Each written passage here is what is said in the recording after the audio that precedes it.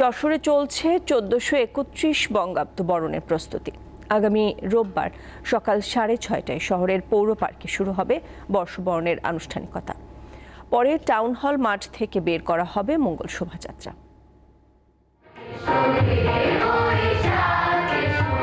মুছে যাক গ্লানি, ঘুচে যাক জরা, অগ্নিস্নানে শুচি হোক ধরা, এই চেতনায় চলছে পয়লা বৈশাখ বরণের প্রস্তুতি।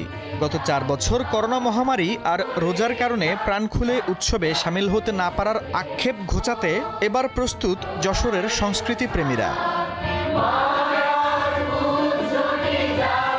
1978 সালে প্রথম মঙ্গল শোভাযাত্রার সূচনা হয় যশোরের চারুপীঠে। এরপর তা ছড়িয়ে পড়ে দেশজুড়ে। এবারও প্রস্তুতি নিচ্ছেন চারুপীঠের শিল্পীরা। 1 মাস ধরে চলছে তাদের প্রস্তুতি। তৈরি করা হয়েছে বড় পাখি, পেঁচা, ফড়িং সহ নানা ধরনের মুখোশ। সকাল 9টায় স্থানীয় টাউন হল মাঠ থেকে বের হবে এবারের মঙ্গল শোভাযাত্রা।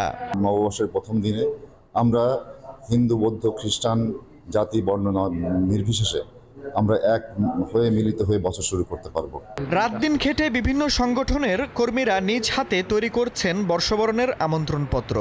6:31 পৌর পার্কে শুরু হবে উদীচীর 48তম বর্ষবরণের অনুষ্ঠান। এবার আমাদের উৎসবটা অন্যান্য উৎসবের থেকে অনেক বেশি প্রাণবন্ত এবং আরো বেশি সুন্দর হবে। আমরা আমাদের আমন্ত্রণ পত্রে এবার ঠুংটাকে একটা প্রতীকী হিসেবে কার্ড হিসেবে ব্যবহার করছি। বিভিন্ন সাংস্কৃতিক সংগঠন তারা তাদের সাংস্কৃতিক পরিবেশনা করবেন, পাশাপাশি লোকজ এবং বাউল জারি গান এই মেলায় প্রাধান্য পাবে। পয়লা বৈশাখের নিরাপত্তা নিশ্চিতে তৎপর জেলা পুলিশ।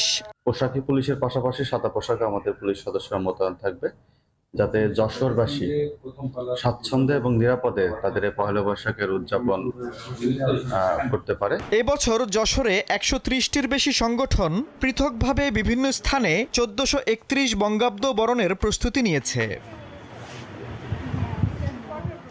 দীপ্ত বার্তা কক্ষ।